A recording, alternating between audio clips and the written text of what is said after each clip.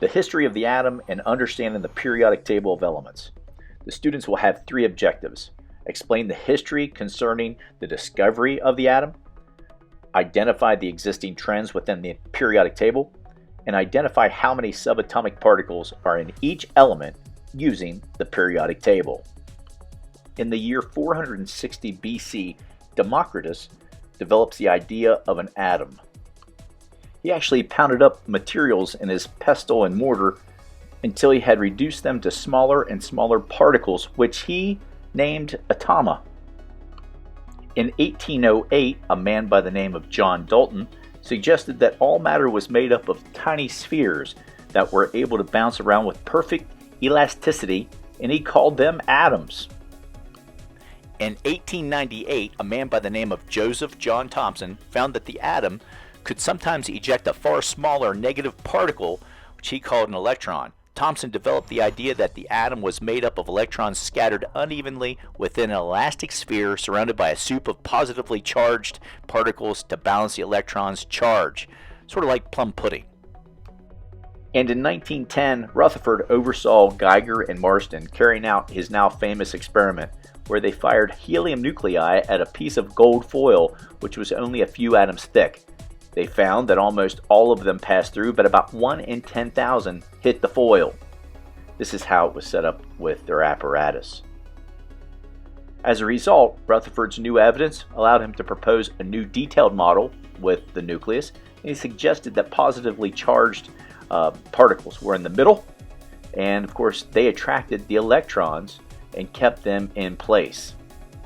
And in 1913, Niels Bohr studied under Rutherford at Victoria University in Manchester, England.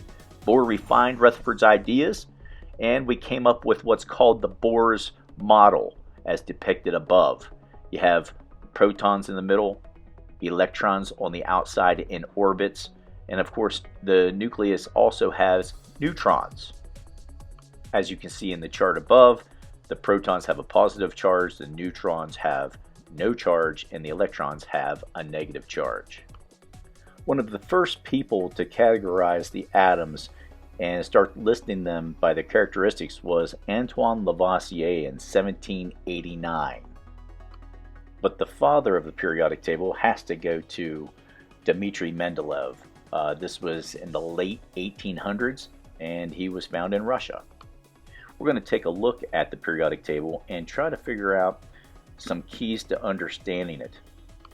Okay, as we look at the periodic table, if you can look at the red arrow, the arrow points to the left, and this is showing us that the atoms increase in their metallic properties as you move from the right to the left.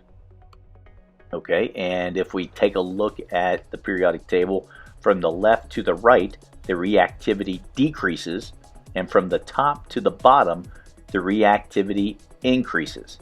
So once again, from the left to the right, reactivity decreases, and from the top to the bottom, reactivity increases. Looking at the periodic table again, we look to the left, and it increases the diameter of the nucleus of the atom as you move from the right to the left. So likewise, if you move to the right, the diameter gets smaller with the atom.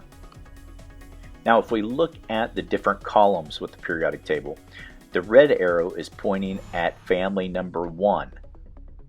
And if you count across all the way over to where the blue arrow is, that's pointing up to family 14, which has carbon at the very lead. Each one of the columns is considered a family. In each of the families, the elements have similar characteristics, just like family members within your family. You probably share common characteristics with your brothers, sisters, your mom, your dad, your uncle, and it's the same way within those columns, or rather families, within the periodic table. As you will learn, there are also periods. Period number 1 has the red arrow pointing towards it with hydrogen in it. We also have blue arrow, which is pointing towards family number, actually period number 2 with lithium, and so on and so forth, with the green arrow pointing at period number 3, which has sodium. These periods go all the way across the periodic table until their orbital shells are filled. Then we start a new period with a new orbital shell. Now we're going to take a closer look at a single element, and we might as well start with the very first one on the periodic table, which is known as hydrogen. When we look at hydrogen, let's just take a look at its own block. And as you can see, H is the element symbol. We have its name right underneath of it. We have the atomic mass, which is the average mass of all the hydrogens that we know of, which is 1.008. We also have its atomic number, and the atomic number stands for the number of protons, and each and every element is put in order by the number of protons it has. Now, using all of the information that we have within this block, we can actually discern how many protons, neutrons, and even the number of electrons that hydrogen or any of the elements have just with the information that's given by the periodic table. Now, in order to find the number of neutrons in an atom, we are first going to round the atomic mass to the nearest whole number, which in this case is 1.008, but when we round it down to only 1.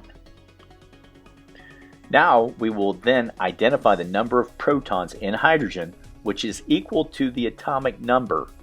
So the atomic number is 1. That means the number of protons is 1. We will now subtract the atomic number from the rounded atomic mass, and this will result in the number of neutrons. So 1 minus 1 equals, that's right, hydrogen has 0 neutrons. So if you don't understand, don't panic. We're actually going to go over a few examples of this so that you can get good at this. Okay, in order to find the number of neutrons in an atom, we will round the atomic mass to the nearest whole, which in this case, how many are there? Okay, there's going to be 4. Okay, we will now identify the number of protons in hydrogen, which is the same as the atomic number, so that is 2. Helium has 2 protons. And now we will subtract the atomic number from the atomic mass, and we find out how many neutrons there are, and that ends up being 2. Okay, so let's try this again with lithium. In order to find the number of neutrons in lithium, we're going to round the atomic mass to the nearest whole number, which in this case is 7. We will then identify the number of protons in lithium, which is 3. And then we take 3 from 7, and that gives us 4 neutrons. Just from the information that we're given from the periodic table, we can identify the number of protons and neutrons within lithium, but we can also identify the number of electrons, and that's what we're going to take a look at next.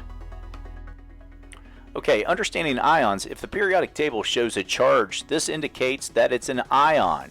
An ion is simply a charged atom. If the hydrogen does not have a charge, the hydrogen's amount of electrons are equal to the number of its protons. In the case of the hydrogen to the left, this hydrogen possesses 1 proton and 1 electron, so it is considered a neutral atom. So let's take a look at lithium. Lithium to the left does not have a charge, therefore it must have 3 electrons and 3 protons. Now if we look at this lithium, it's got a +1. The lithium to the left does have a charge, therefore it must possess an unequal amount of electrons to the amount of protons. If we look at the little box to the right that has the atom within it, we can see that there are 3 protons and only 2 negative electrons that are in orbit. That means that it has a +1 charge because 1 electron is missing. Therefore, it would have a positive charge. So with just a little bit of information that we have, we can find out the number of protons, neutrons, and electrons.